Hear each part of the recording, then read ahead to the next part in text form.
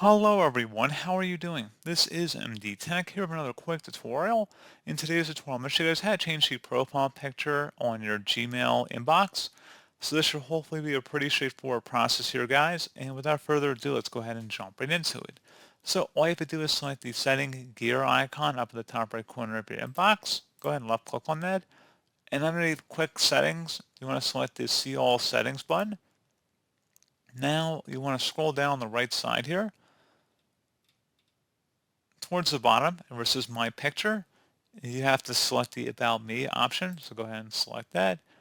And then under a profile picture, you can just click inside of that field and then select Add Profile Picture.